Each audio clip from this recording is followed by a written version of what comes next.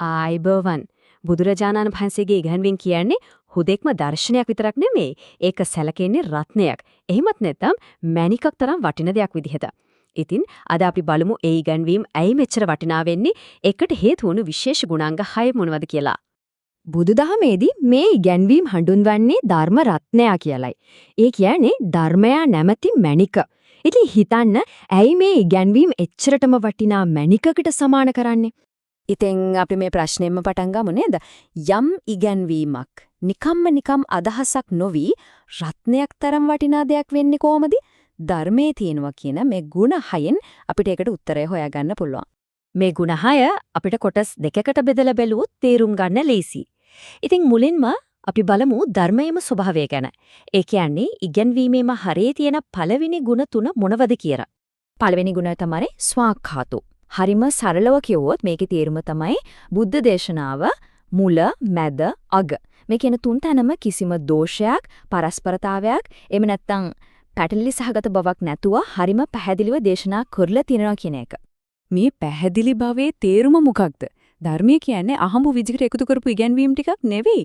ඒක පැහැදිලි මාර්ගයක්. ඒක පටන් ගන්නෙ සීලයෙන්. ඒ කියන්නේ යහපත් හැසිරීමෙන්. ඊළඟ පියවර තමයි සමාධිය. ඒ කියන්නේ මනස එක තැනක තියාගෙන පුහුණු කරන එක. අවසානයේදී ප්‍රඥාව. ඒ කියන්නේ ගැඹුරු අවබෝධය කරා යලවා. මේක හරියට පියවරින් පියවර යන ගමනක් වගේ. දෙවෙනි ගුණය තමයි සන්දිට්ඨිකෝ. මේකෙන් කියවෙන්නේ ධර්මයේ පිළිපැදීමේ ප්‍රතිඵල කියන්නේ කවදා හරි මරණින් මතු ලැබෙනවා කියලා දෙන පොරොන්දුවක් ගැන නෙවෙයි. ඒ ප්‍රතිඵල මේ ජීවිතයේදීම මෙතනදීම අත්විඳින්න පුළුවන් කියන එක. මම හිතන්නකෝ කෙනෙක් තමන්ගේ හිතෙන් ලෝභය, ද්වේෂය වගේ දේවල් ටික ටික අයින් කරනවා. එහෙම කරනවත් එක්කම දැනෙන මානසික සහනය සහ නිදහස ඒක වෙන කවුරුත් කියන්න ඕනේ නෑ. ඒ මොහොතේදීම තමන්ටම අත්විඳින්න පුළුවන් දෙයක්. ඒ කියන්නේ ප්‍රතිඵලෙ ක්ෂණිකයි. තුන්වෙනි ගුණය තමයි අකාලිකෝ. ඒ කියන්නේ ධර්මයේ කාලයක සීමා වෙන්නේ නැහැ. බුදුන් දේශනා කරලා අවුරුදු දහස් ගාණක් ගියත් ඒකේ වටිනාකමවත් ඵලදායිතාවේවත් පොඩ්ඩක්වත් අඩු වෙන්නේ නැහැ. ඒ කියන්නේ ධර්මයේ තියෙන සත්‍යයන් සදාකාලිකයි. අද පිළිපැද්දත් එකයි, තව අවුරුදු 1000කින් කවුරු හරි පිළිපැද්දත් ඒකේ ප්‍රතිඵලය එකයි. ඒක කාලයක් එක්ක පරණ වෙලා යන සත්‍යක් නෙවෙයි. හරි. එතකොට අපි මෙච්චර වෙලා කතා කරපු ಗುಣ තුනෙන් කියුනේ ධර්මයේම ස්වභාවය ගැන. දැන් අපි බලමු ඒ ධර්මය අනුගමනය කරන කෙනාට ඒක අත්දැකීමක් වෙන්නේ කොහොමද කියලා. දැන් අපි බලන්නේ ඊළඟ ගුණාංග 3 ගැන. මේ වයින් ප්‍රධාන වශයෙන්ම අවධානය යොමු වෙන්නේ ධර්මය කියන දේ අපිට ඉගෙන පුද්ගලයන්ට සම්බන්ධ වෙන්නේ කොහොමද කියන එකට. හතරවෙනි ගුණය එහි පස්සිකෝ. මේකෙන් කියවෙන්නේ ධර්මයේ තියෙන විවෘත බව.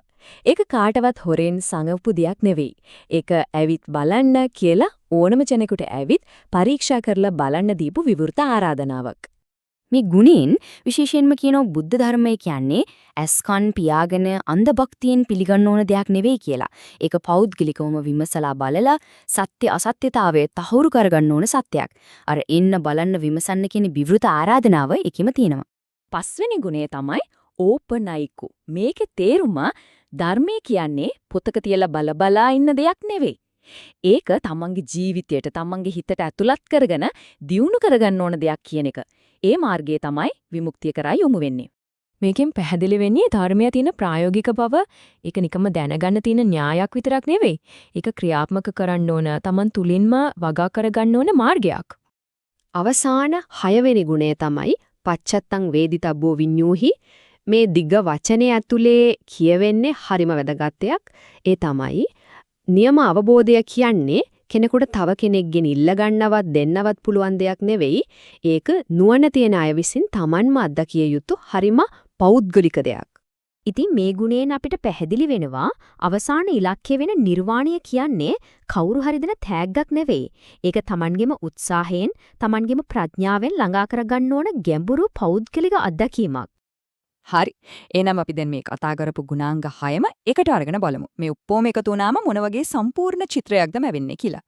අපි ආයමත් සරියක් මේ ගුණ 6 මතක් කරගමු. ස්වාඛාතෝ. ඒ කියන්නේ මනවින් දේශනා කරලා තියෙනවා. සන්දිට්ඨිකෝ. මෙහි දීම ඵල දකින්න පුළුවන්.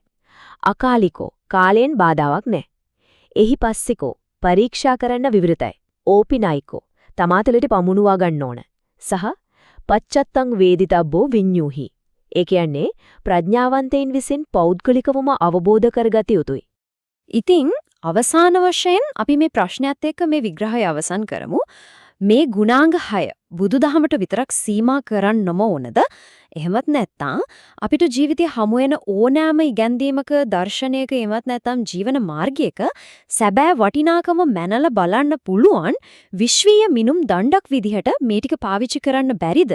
ඒ ගැන පොඩ්ඩක් හිතන්න.